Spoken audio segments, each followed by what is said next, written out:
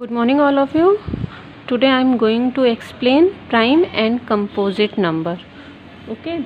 Now prime number is a number that can be divided only one or itself is called a prime number. Okay. Now prime number मतलब ऐसा number जो जिस number को अगर हम divide करें और वो नंबर सिर्फ वन से या खुद अपने आप से ही डिवाइड हो, उस नंबर को कहते हैं हम प्राइम नंबर. ओके. एग्जाम्पल, जैसे अभी हम 5 ले रहे हैं. 5 किस किस टेबल में आता है? सो 5 1 एंड 5 के ही टेबल में आता है. 1 के टेबल में 5 आता है और 5 की टेबल में ही आता है. अब जैसे हम ले रहे हैं 11 किस किस टेबल में आता है? 11 1 की टेबल में आता है और 11 की टेबल में आता है. इसके अलावा और किसी टेबल में 11 नहीं आता है. क्लियर? तो ऐसे नंबर्स को क्या कहते हैं? Prime number. मैं एक बार फिर से डेफिनेशन बोल रही हूँ. ऐसे नंबर जो केवल 1 से या खुद अपने आप से डिवाइड होते हैं, उन नंबर्स को हम कहते हैं prime number. Okay. Now composite number. Composite number इसे कहते हैं a number that has more than 2 factor is called composite number. इसका मतलब ये होता है कि ऐसा नंबर जिसके मोर देन 2 फैक्टर होते हैं. अब जैसे प्राइम नंबर में ओनली 2 फैक्टर्स होते हैं, लेकिन कंपोजिट नंबर में मोर देन 2 फैक्टर्स होते हैं.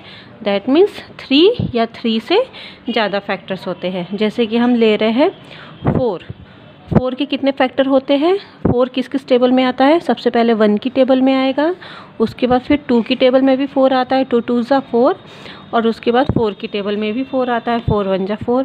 तो इसमें देखिए कितने फैक्टर्स निकल रहे हैं? 1 2 3. ओके. तो 4 क्या हो गया? Composite number. मैं एक बार फिर से इसकी डेफिनेशन बोल रही हूँ. ऐसे नंबर जिसके मोर देन 2 फैक्टर, 2 से ज़्यादा या 3 से ज़्यादा फैक्टर निकलते हैं, उसे क्या कहते हैं? Composite number. Okay students. Now a number that has more than 2 factor is called a composite number. Clear? Now next, co-prime number. Okay. अब co-prime number, ऐसे नंबर हम नेक्स्ट पढ़ रहे हैं co-prime number. इसका मतलब ये होता है कि हमें को-प्राइम का मतलब ये जानना है कि जिसमें सिर्फ एक ही फैक्टर, मतलब अगर हम 2 नंबर दिए गए हैं, जैसे हमें एक नंबर दे दिया गया है इसमें 15 और 38. को-प्राइम मतलब 2 नंबरों का अब हमें क्या निकालना है? फैक्टर निकालना है.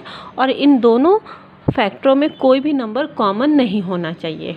ठीक है. जिसमें सिर्फ 1 कॉमन आता है उससे कहते हैं को-प्राइम नंबर. जैसे अभी हम 15 के फैक्टर निकालेंगे, तो 15 किस किस टेबल में आता है? 1 5 3 एंड 15. ओके. इतने टेबल में यहाँ पर आता है 15.